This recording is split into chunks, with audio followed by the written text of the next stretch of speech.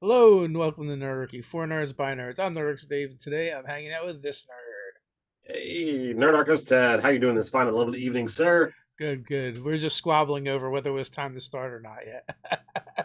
But I have control of the buttons, so I win.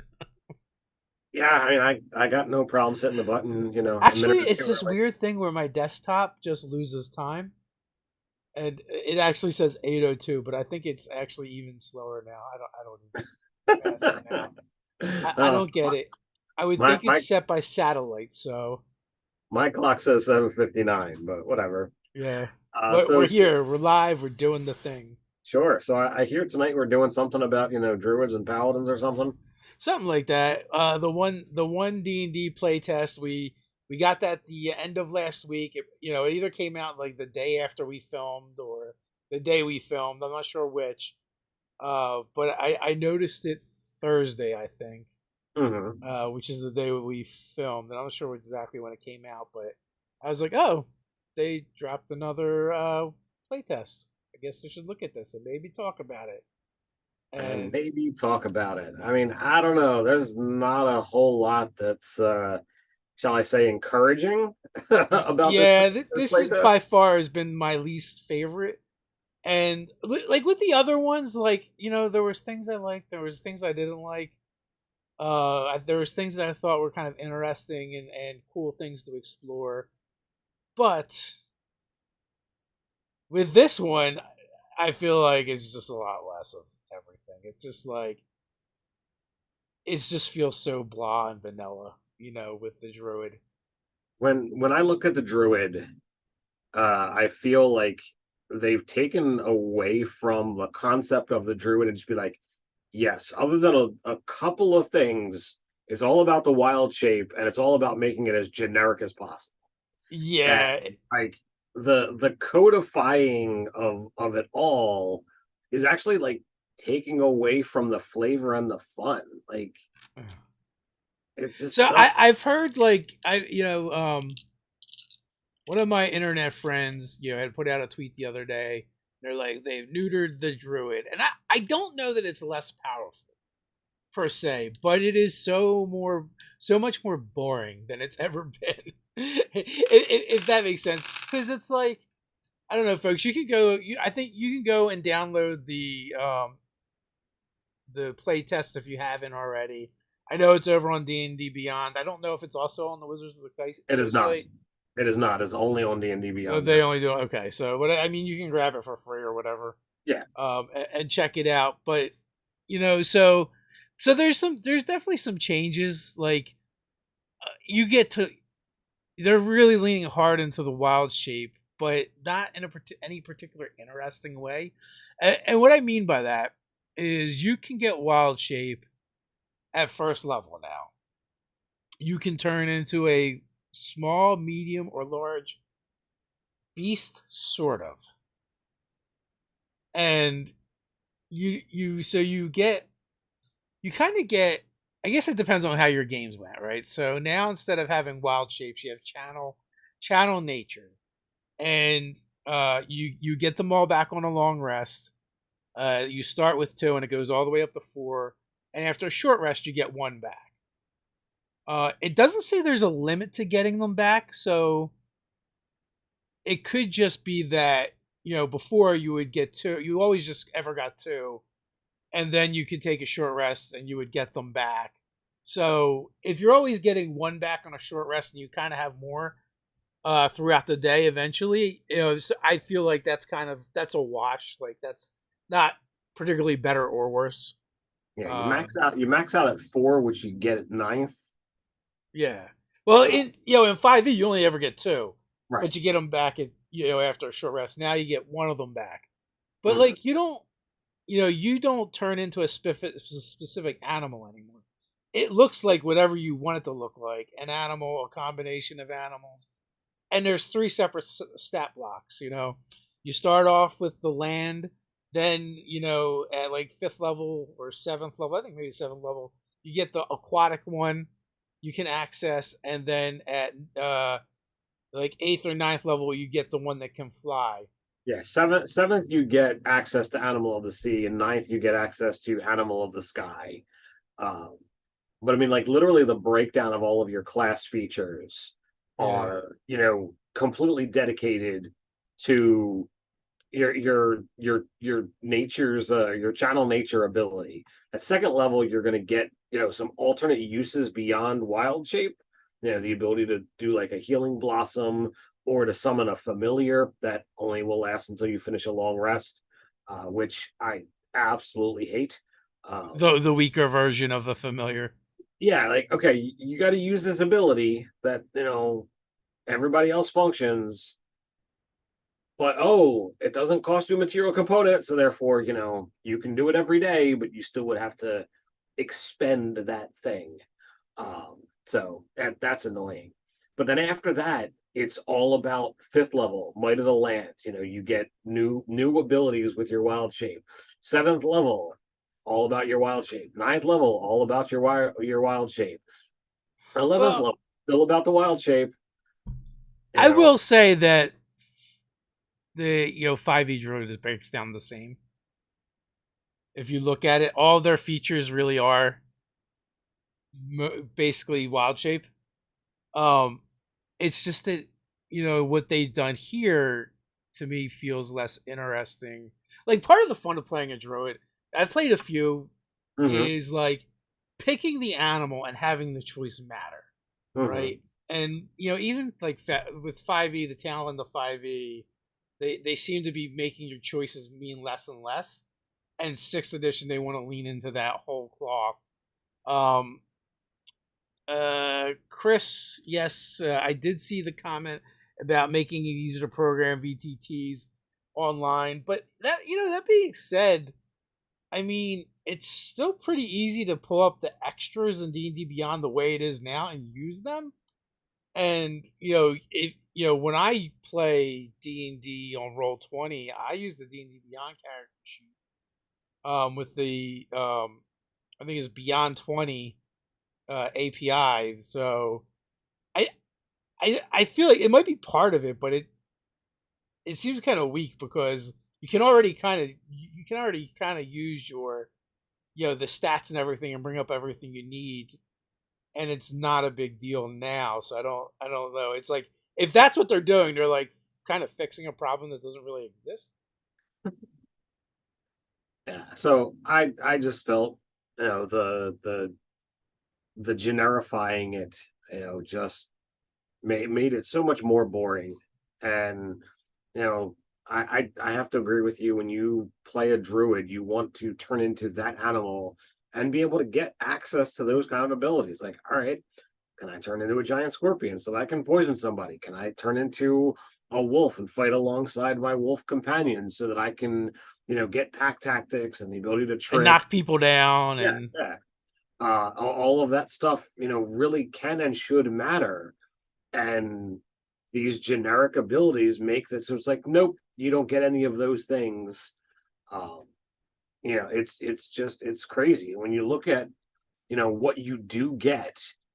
Like it's like, all right, you you don't have any fun abilities, no matter what you do with the animal of the land. And oh, I want to turn into a medium sized or a small sized elephant. Sure, I can do that. I can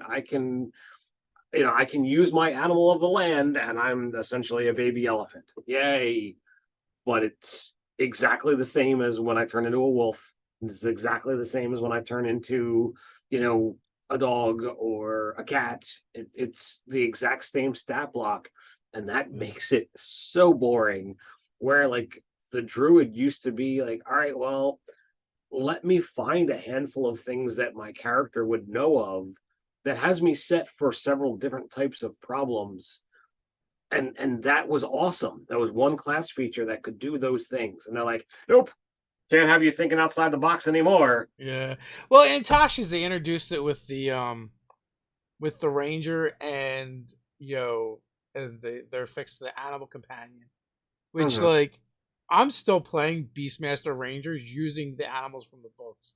Mm-hmm. I actually prefer it, right? Over the generic versions. And in some cases it might be weaker or whatever, but like there are certain things too, like playing druids that were really fun, like discovering, oh, you know what? I think the giant spider gets overlooked a lot. That web attack is actually pretty good for setting up your allies to have an enemy get restrained for a round, that they at least a round until they break free, and it makes for a more cooperative kind of like combat and tactics that you can mix and match. Or like, oh, we think the floors are trapped, I'm going to be a giant spider and crawl across the ceiling. So like finding those combinations, for me as a player, is a lot of it was part of the fun, right? And Yeah. plus, what are us YouTubers going to talk about now? Well, I mean that's a whole nother side of the equation. But I mean you're robbing the fun of countless gamers of that exploratory, oh, when a new book is coming out, what options do I have for, you know, before we know it, polymorph is going to give you the same thing. Like, nope, you can't turn into anything. Just use this one stat block, You and yeah, it's you a troll use or the whatever. stat block and make some, some tweaks. Like, it's like that's the Did I next. miss it, or does the druid no longer get like magic attacks when it's wild shaped? That would be an aspect of, the moon, and I did not see that in here. Um, I did like they get some other things going on, and also like so the circle of the moon druid is now like you turn into like elemental animals, and you do like you can do when you first get it, you get resistance, and you can do the normal damage you would do, or you can do the energy type, or as you advance the level, you start adding more of the energy type to it, which right. also is kind of weird to me. And it's very, Pokemon and that kind of aspect. If you want to, start going in that direction, and I think there's some people who probably are going to enjoy that, but like the I'm going to turn into an animal of the land and then make him uh partially, element, is nowhere near as cool as turning into an actual elemental. So I definitely feel that was a step in the wrong direction. Oh yeah, that's true. They did get the wild shape into elementals eventually. Um,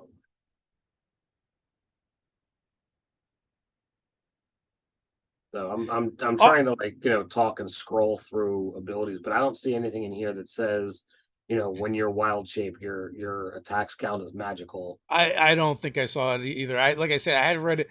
I had read the thing twice. When it first came out, and then going back through today. Um, RPG Rooster, they can cast Abjuration while wild shaped. So do you like that? Pass without trace while animal. I would really have to like pour through the druid spell list to see Well, what I mean, abjuration spells it actually gives them access well, to. if you pay attention to this particular document, Yeah. healing spells are now abjuration. Oh. So they're going to be able to cure and speak while they're in their animal form. Yeah. That was another thing. Yeah, that I was getting around to. It's like one of the things when you wild shape, you can you turn into a talking animal. Yeah. So more, more thing like, Pokemon and all of that stuff. Hopefully you can just say more than your name.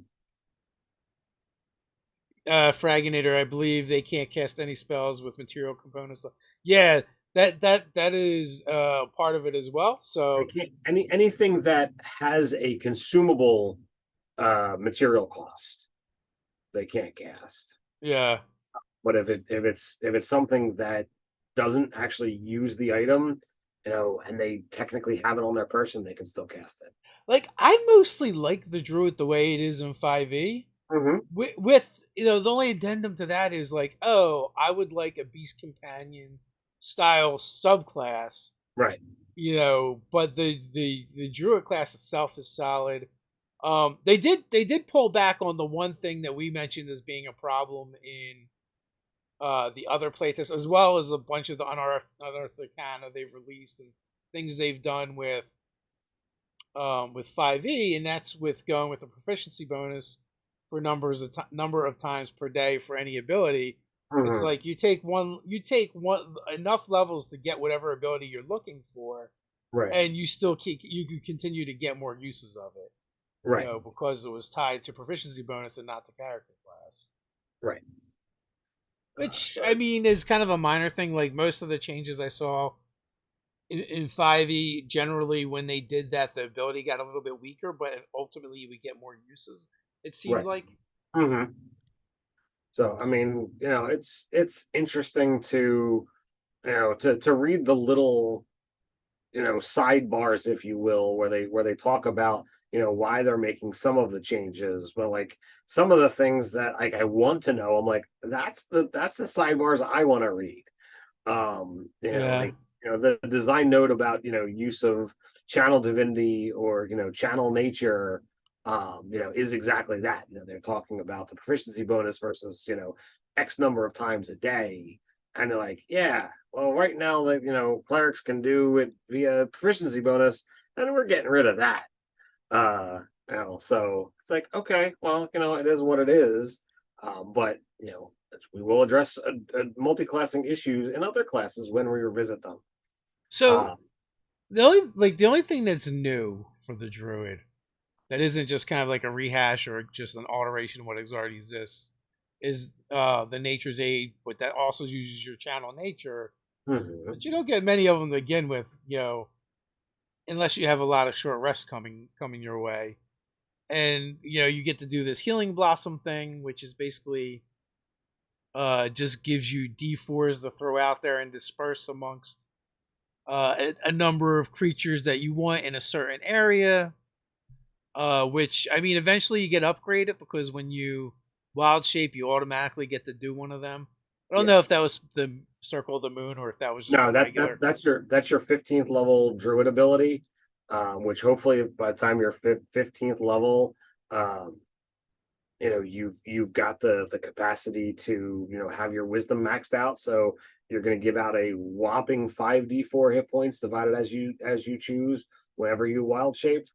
Like Yeah, er, at 15th level, that's not that that's not that not spectacular. that's 5 to 20 hit points when you wild shape, and a lot of times you could wild shape and like at the start of a combat before people have been damaged, so it's Yeah, like, all right, well, this might not be all that this great. this isn't going to do what you think it's going to do, folks. you know and so like they've gained the ability to speak, they've gained the ability to do this, uh they've gained the ability to speak in wild shape, they've gained the ability to do this nature's blossom and to cast find familiar.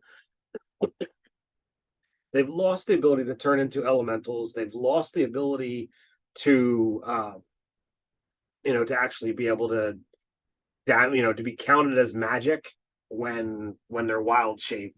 I don't know that it was like sixth or ninth level or when where they got it before, but it's not there at all. Um, you're still getting your arch druid status of being able to age 1/10 your form, 1/10 your lifespan. Uh, you know, but like I just don't feel that the little bit of ad Yeah, is it's just kind of lackluster. And also, I'd rather take Ritual Caster if it still exists uh-huh. in one D&D and get my familiar that way, or get my familiar any other way than But that wasting my wild shapes on it. and that was the other thing that But you save 10 gold. yeah, you save 10 gold. All right, so I want to just briefly where is the wild shape? What are you looking for? So yeah, so this was the thing that I think like I read several times, and I want to reread it here. So wild shape, you do it as a magic action. So you stay in that form for a number of hours, equal to half your druid level, or until you use the wild shape, become incapacitated or die. You can also end it early as a bonus action. While in the form, its game statistics replace yours, and your ability to handle objects is determined by your form. So when you look at the stat blocks, you actually keep your constitution, intelligence, wisdom, and charisma, but your strength and dex equal your wisdom scores.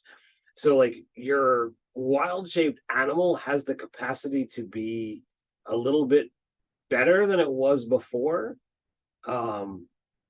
Its armor class is going to be significantly higher, more than likely. More than likely, I mean, a 15 armor class is pretty high for a beast. beasts. I Yeah. mean, you're not going to have the crab with higher than that though. Yeah, you're not going to have the ultimate, wild shaped giant crab. Um, so like you definitely have choices to make when you decide to get in this. Um, it's just to see whether you feel like that this aspect is better.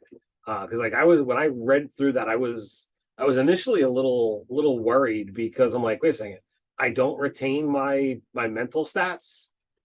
Um, like I was afraid like, okay, my wisdom's gonna drop down to a 12 or a 10, depending upon what I'm, shape changing into. So you do keep your mentals, but no more dumping your constitution as a druid because you're just gonna spend all your time as a wild shape. They saw that coming. Or they saw enough people do that. And it's like, yeah, we're getting rid of that nonsense.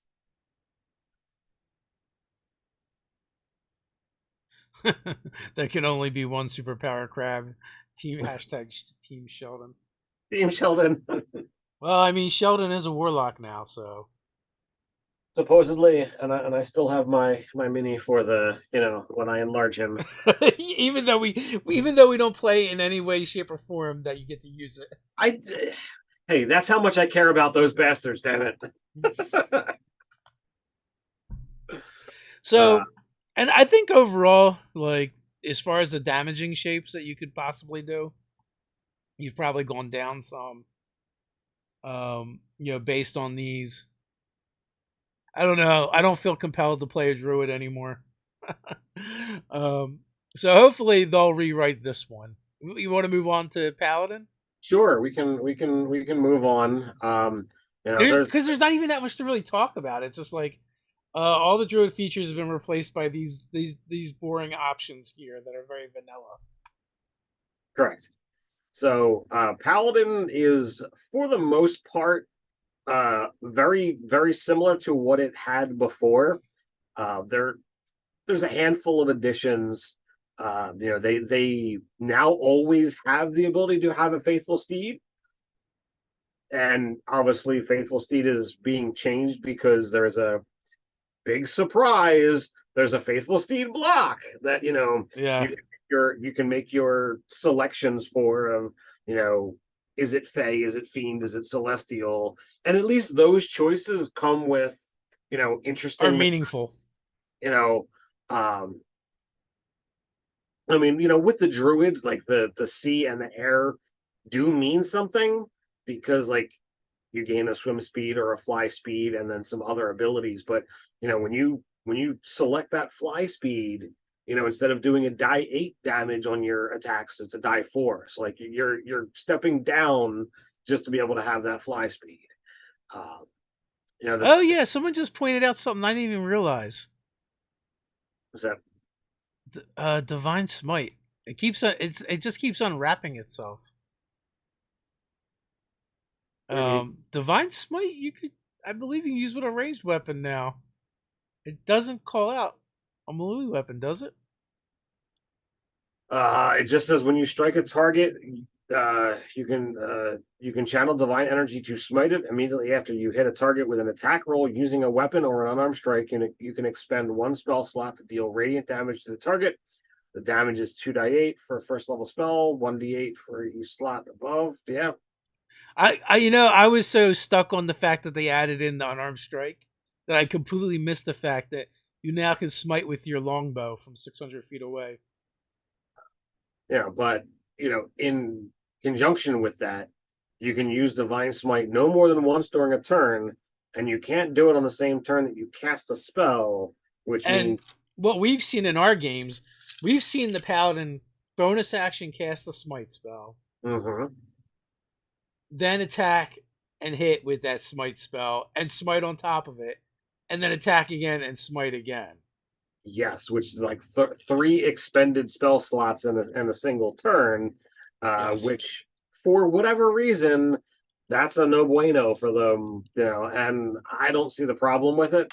Uh, Also, the biggest thing is we already predicted this, like we knew this was going to happen based on the hmm, ranger. Is your spell you cast spells at first level and you get cantrips. and you get what? Cantrips. Yes. So, that is an interesting addition to this. And we are also seeing, with yet again a 3, 6, 10, 14 subclass, features. So I think by now it's quite clear that is definitively what they're doing, so that every subclass is going to get, or every class is going to get subclass features at those levels, which does make for balancing things very easy, and allows for the, oh well, can I take a a druid subclass as a cleric, if there's appropriate crossovers or whatever have you, and some DMs might allow that because it's already balanced at those appropriate levels.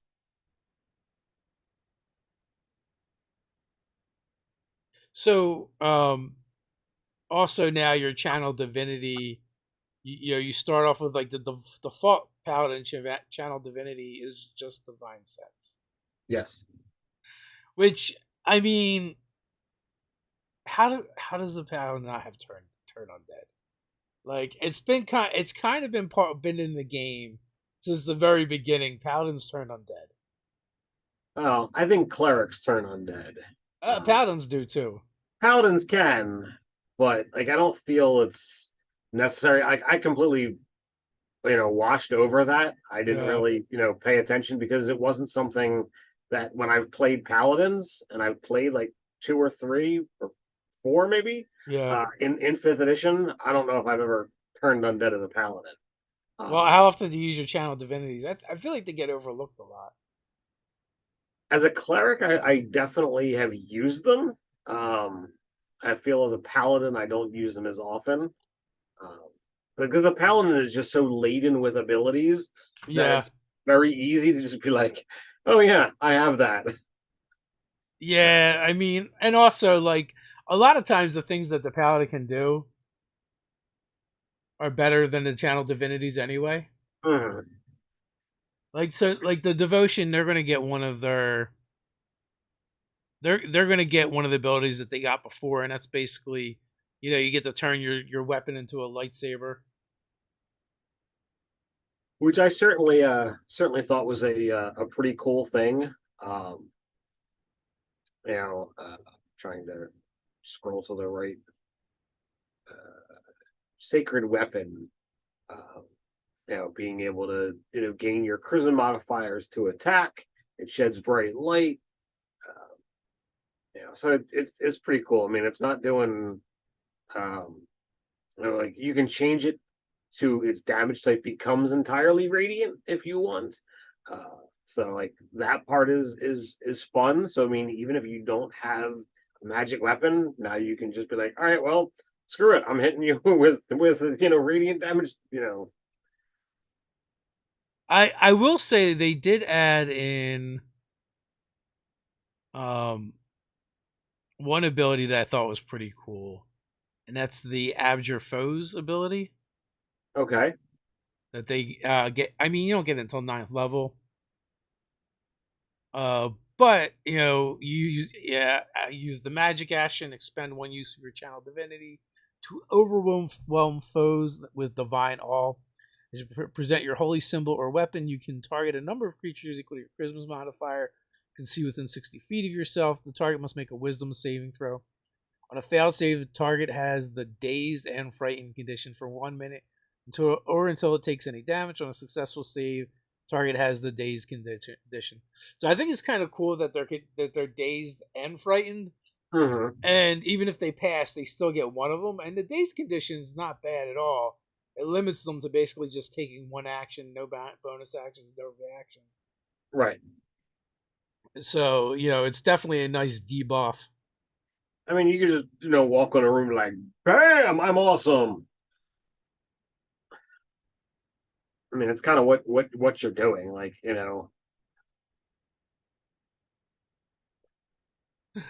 Yeah. So, but I mean, but like you said, I don't think the paladin has changed that much, and the steed, at least with the fine steed, you get a stat block like you said before, but you can also pump it up with higher spells in order to increase the power of your steed, and then on top of that, like you get that Fey, Celestial, or Fiend, and they all have special abilities. Like even if I feel like the Druid could use some of that. Or like someone had mentioned in the chat, like a menu of things that you have available to you after certain levels, but Blando City. Indeed. Yeah. So I guess I missed it in the Divine Smite. And I had to go back and read it, but it was when I was looking at all the Smite spells, where I was like, oh, it calls out Unarmed Strike.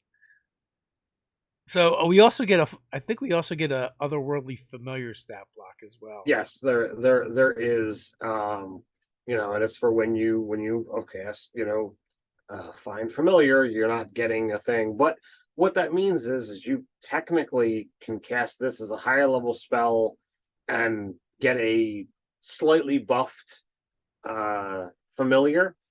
You also now have the ability to have it where the familiar, if it would drop to 0 hit points, it goes to 1. It vanishes into an extra dimensional space and it remains there for up to an hour until you summon it as a magic action. So like that part is fantastic for oh, I just spent 10 gold on my familiar and it died. Now I gotta go recast and spend 10 more gold. But I also note that with that find familiar, it's a action every round to look through its eyes. You can't maintain concentration on it. Yeah, you have to keep using the magic action. Yep. So it's a little annoying from that aspect of like, okay, you get a snippet here and then a snippet 5 seconds later and a snippet 5 seconds later. It's like, yeah. So I guess one of the things we were talking about was in 5e, basically the paladins at 20th level get their like uber holy auras. And they did, and we had talked about this a little bit before, but they've literally just moved it to the 14th level ability. Yeah, it's not quite as uber as it was before, I don't think, but you're gonna get it a lot sooner. Yes. Yeah, and they obviously have to tailor that to what getting it at 14th level versus 20, that's a whole big lot of difference of impact on the game. But I mean, when you look at the Holy Nimbus ability for the Paladin of like, yeah, your aura is filled with bright light that is sunlight. It's like, yeah, come here, vampires. Bam! I'm just gonna nuke you.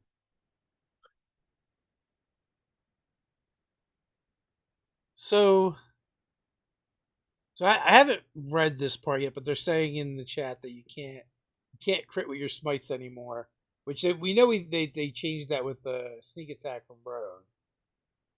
Well, I mean, they just Oh yeah, it's just because everything's a weapon damage now. Yes, yeah, a critical attack only does the weapon damage. No other additional sources are doubled when you have that. So And like that's so, and the ranger, the the ranger and the paladin and the rogue had ways of doing this, and now they're all relegated to being like the fighter. So the fighter's like, I don't know what you guys are talking about. I've oh, always I had mean, this problem. I would say the warlock as well with its hex. Yeah, yeah. I mean, the battle master, you could add dice and clearly, like I know at our table, anytime you crit with a battle master, you're just using dice. You're using those dice just to roll, twice as many. Sure. So is there any other aspects of this that you feel we need to kind of touch on? I know a lot of the changes in the spell list. There's notes on things that have been changed, I So I believe. mean, there's a couple things like so we see now that the max score is now 30 Uh-huh. for epic level characters, not 20. And when you get that epic level boon, you get a bonus to your stats that can then increase it beyond the 20. Can go beyond 20, but not beyond 30. Yeah. Um, so like that was something that's interesting. I don't know what that's going to do to the game. Clearly it doesn't say, like, I'd have to look and see the feat of what is it, ability score increase. uh,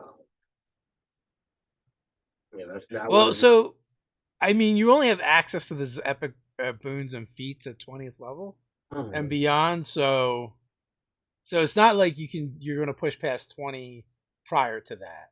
Right. So what do you think of the epic boons compared to what they've been previously?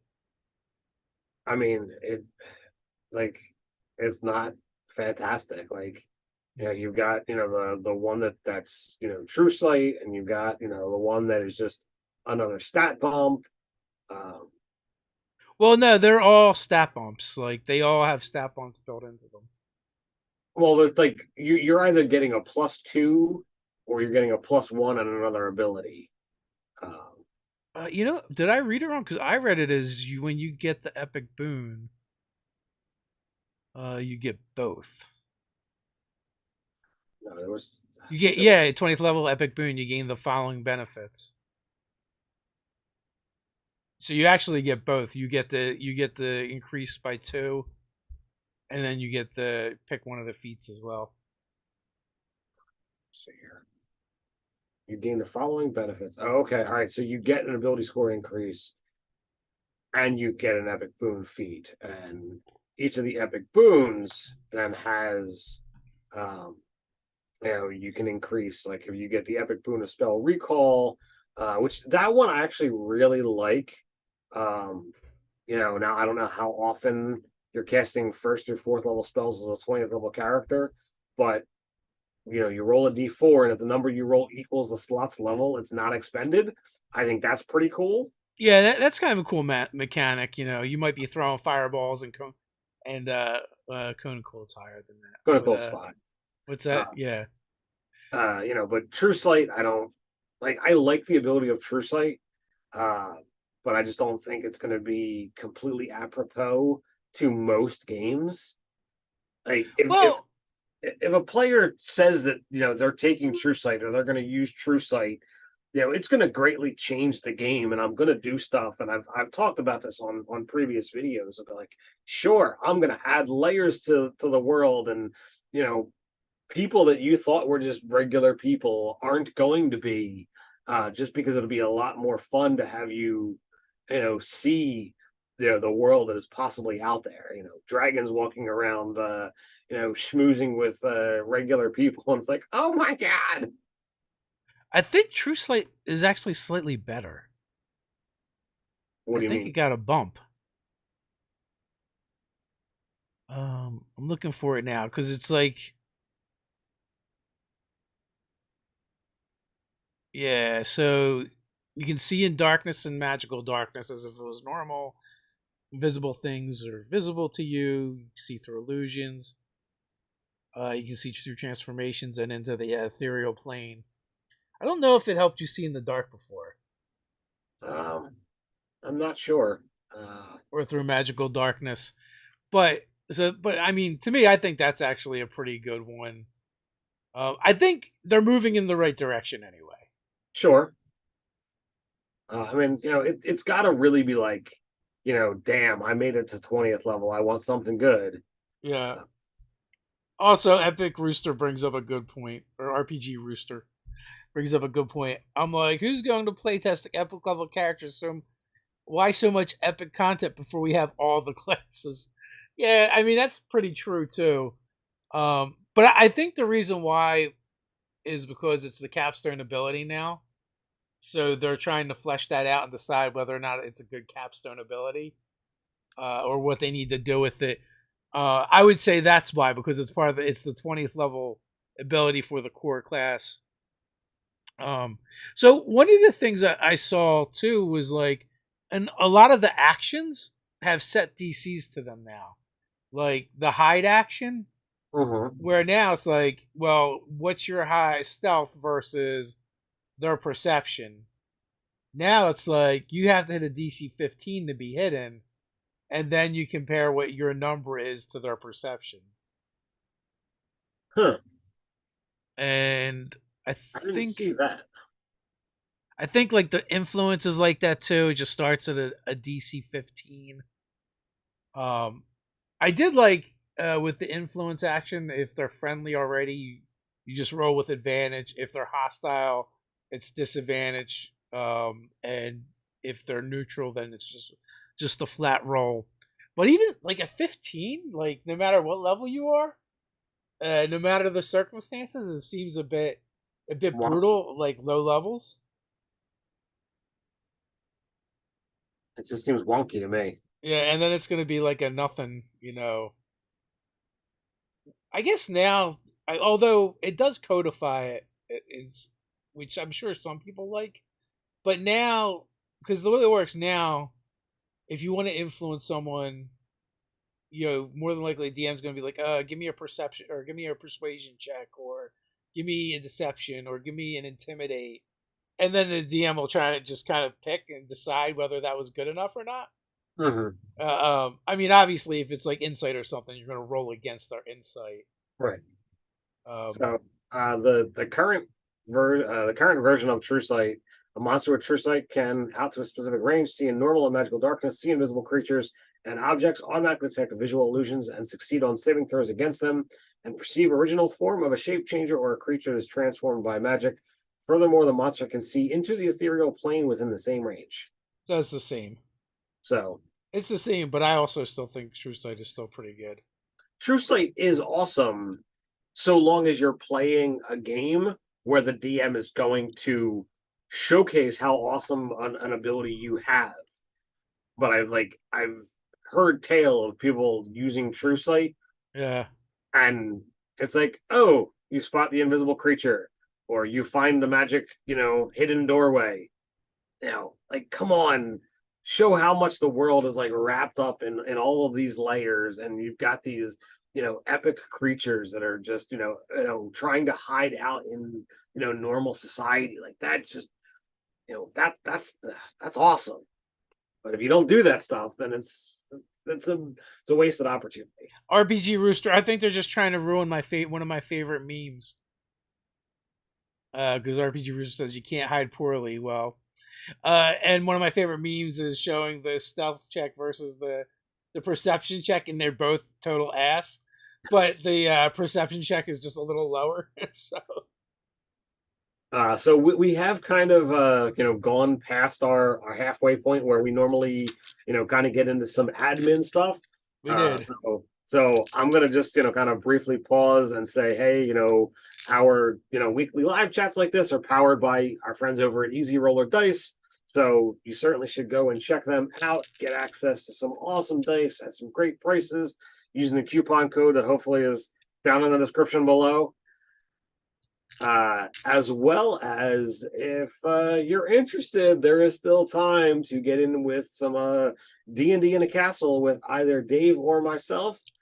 There are some seats still available, but time is running out. So if you're so inclined and you'd like to spend 3 to 4 days hanging out with Dave and I and a whole cadre of amazing people playing some games and having a blast, that's worth checking out.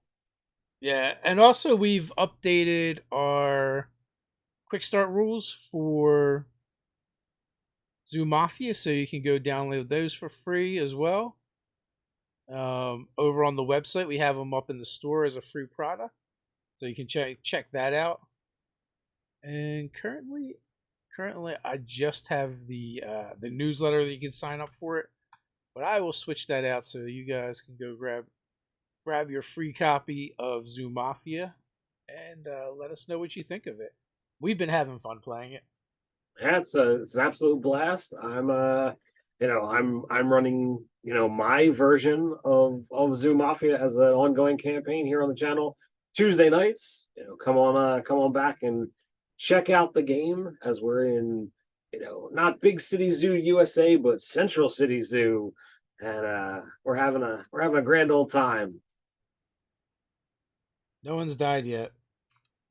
Not yet. I mean, I don't want to start off with a death and be like, Steven did all this work to, do some cool artwork and be like, yes, kills him first episode. I think didn't we have 2 episodes? Yes. We've had 2 episodes. Apparently, I still have in the description your appearance at Ice and Dice. Oh. Well, sadly that has that. already happened. I'm hoping to, be able to go back next year. I met some awesome people and I had an absolute blast at Ice and Dice. So hoping those fine folks invite me back. Yeah, so the description is updated. You can find all the links in there. Go download the free copy of Zoo Mafia. That one guy, did they cover Smites? We did talk about Smites. Smites are better and worse now, so it clearly calls out you can do them with an unarmed strike.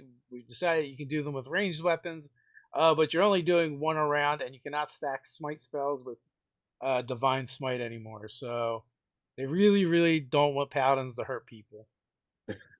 And as we kind of talked about before, you can't the Smite is not a crit engine anymore, because it's only the weapon damage that gets increased, at least currently. Yeah, I mean, because in our table anyway, if there's a paladin playing and they roll a 20, like the whole There's table is Smite. screaming at them to smite.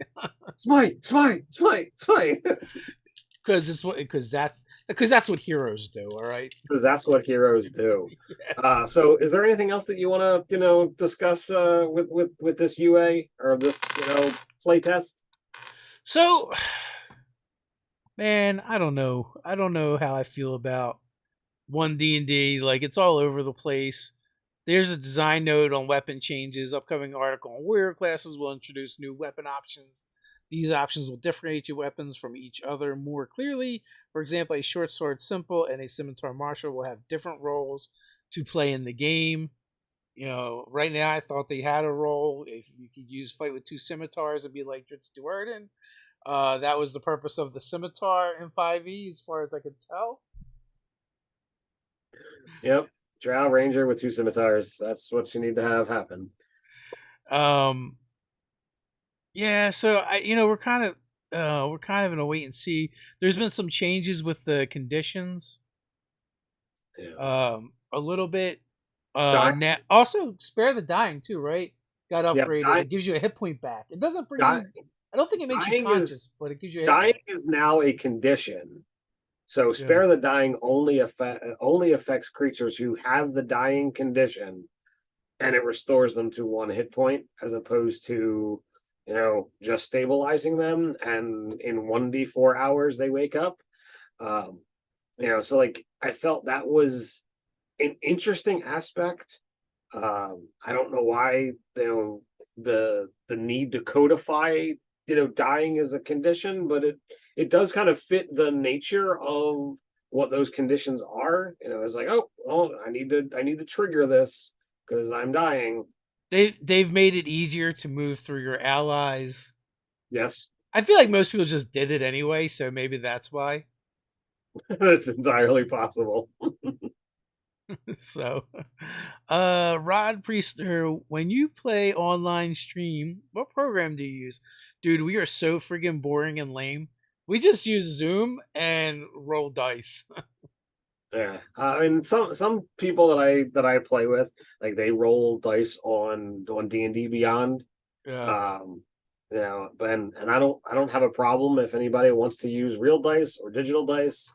Um, I did have a player in my game this past Friday night roll 3 1s in a row, and it was not Nice. Fragginator. What? It wasn't Fragginator. Heresy. Heresy.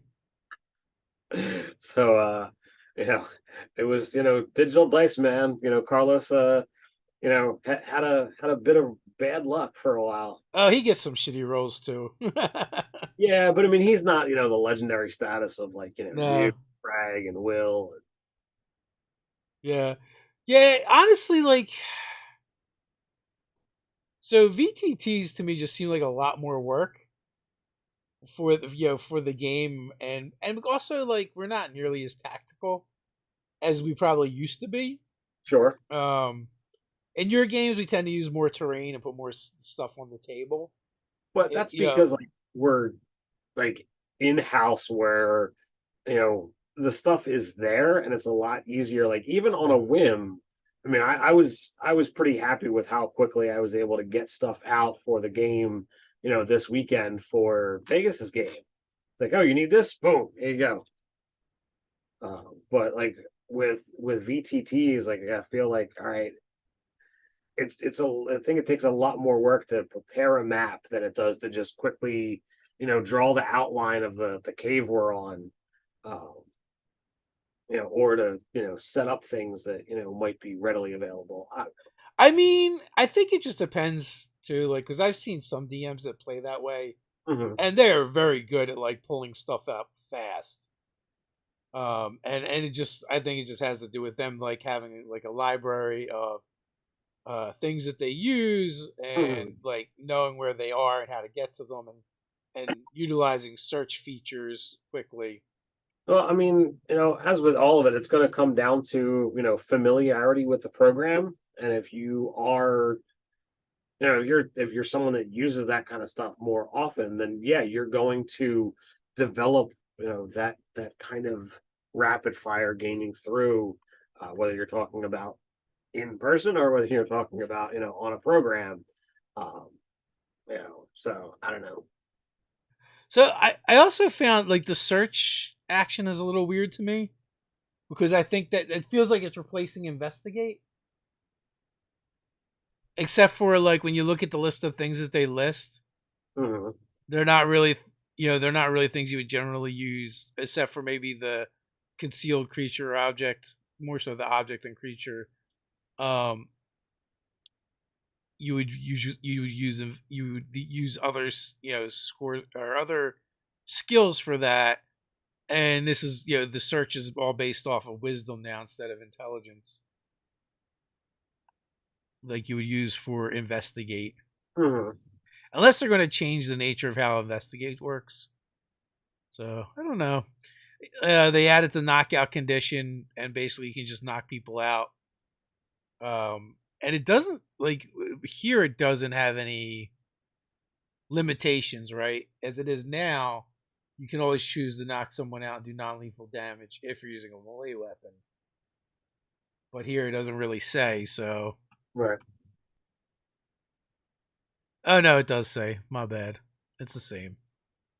They just made they just they just added it and connected to the unconscious rules. But I don't know. I'm waiting. I don't know. I don't know what we're gonna do if we're gonna actually play one D&D, or if we're just gonna stick with 5e at this point. There's a lot of the stuff to me that's kind of bland, and I really don't like a lot of the changes in latter 5e anyway. That seem to like make things just more vanilla. Yeah, I'm willing to wait and see. Like I'm not gonna make any declarations at this point in time. And I have fought my way through addition changes, Yeah. every step of the way. Um, and it's going to be different, but between what playtests look like versus what the eventual rules are going to look like when we eventually see them. And I'm gonna buy the one D&D or sixth edition or whatever it's called book, and I'm gonna look at it. I'm gonna make the determination from there. Whether it just sits on your shelf or if it gets used. Yeah, and like as with everything else, like I tried Pathfinder. I didn't particularly feel the need to go down that road. I'll try one D&D or six, whatever it's going to be called, and They can call it whatever they want. We're gonna still everyone else is gonna call it sixth edition. um, but I don't know whether that's going to be the game for me. I can It tell is you, it is the only edition I have not been super excited for. I can tell you based off of what I read with the with the play tests, I I'll choose this one over over that one.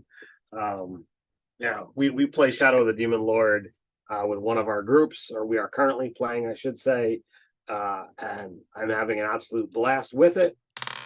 We actually had a session last night, and it's the first time we didn't complete an adventure in one go. So we actually are going to have our campaign extended by a month.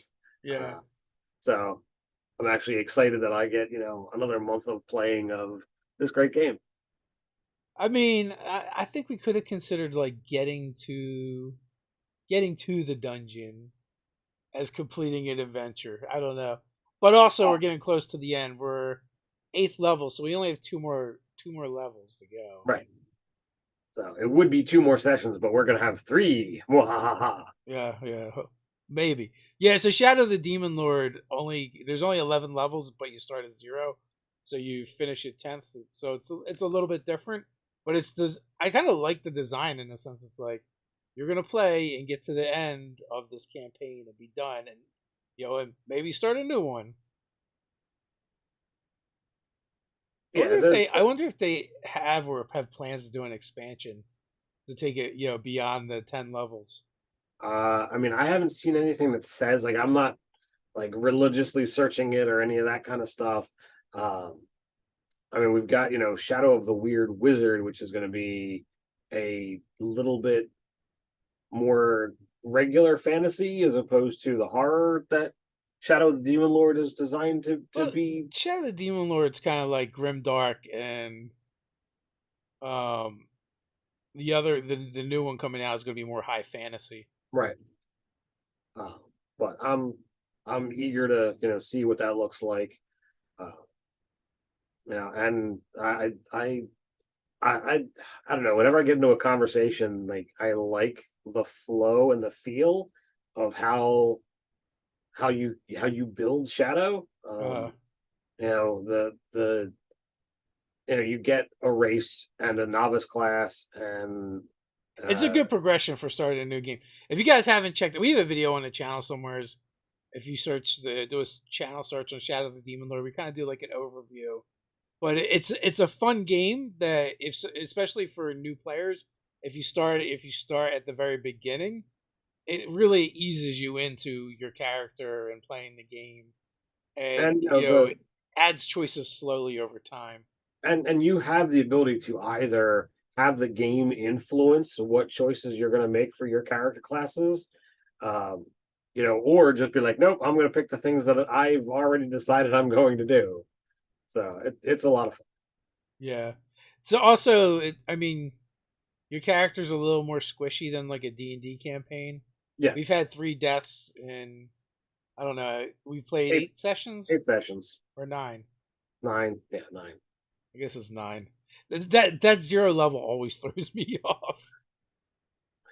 Yeah, yeah, it does. When we were leaving the game, I was talking to Steph and I was like, "We only got 3 more sessions left." She's like, 3. I was like, or maybe I said 4. We get an extra one. I was like, yeah, you play 11 sessions. And I was like, oh, wait a minute. The first one is 0. That one, we already did that. Yeah. Yeah. So So that's, we have 8.5, 9, and 10. So we have three more games left. Um, so I'm excited. I've been having an absolute blast with this game, and this group being able to kind of trade out and having somebody else step in and run something else is it's been a joy. yeah. So that game happened this Saturday, and that's the game where we generally play not D&D games. Hmm. And then we have like 2 other Saturday night games that we play, D&D. Ted runs a game, I run a game. I think if you've been watching any of our recent live plays, you've seen Carlos on the channel. He's going to start taking over and run some games. Yeah, I got to put my feet up for a little while and let Yeah, I think he's Carlos dying. run. He's dying to run Curse of Strahd, which is a fun game. I'm sure our group will turn it into more like Scooby Doo, but I look forward to giving that a shot. Yeah, I'm actually very close to kind of putting my feet up on the regular very soon, because my untraditionally arcane game, which we finally got another session in this past Friday, yeah. that one's only got 2 or 3 more episodes, uh, before they either succeed in fixing whatever's going on, or die spectacularly. Well, in And, 3 months, it'll be your turn to take over the non D&D group. well, sure. And then my when untraditionally arcane is over, we'll have we'll have a scenario of Robin is going to step in, and we've been having an absolute blast. Some like off-air conversations about You guys are what going to be playing Geezer Quest. we are going to be playing some Geezer Quest. You know, essentially, old adventurers coming out of retirement. Yeah, it all kind of like started off with like a couple of the players kind of like spitballing some ideas of characters they had, and I'm like, hey, what if we're all old people? And everybody, including Robin, were like, yeah, I'm down for that. That's And funny. it was so inspiring. Robin went and like just didn't sleep Friday night and just wrote a whole bunch of stuff. I'm So sure whatever it is will be fantastic. Robin's an awesome GM. I 100% agree. Yeah. So we are a little bit past the hour mark now, but we'll be back Tuesday with our Zoo Mafia game. So come hang out, watch us make fools of ourselves. We run around the zoo committing capers. You can grab those free quick start rules down in the description below. And also we'll be back Friday afternoon for one of our daily live chats. Well, I guess it's not daily anymore. But we'll have a guest on talking about some stuff. So until next time, stay nerdy. Hey, nerdy.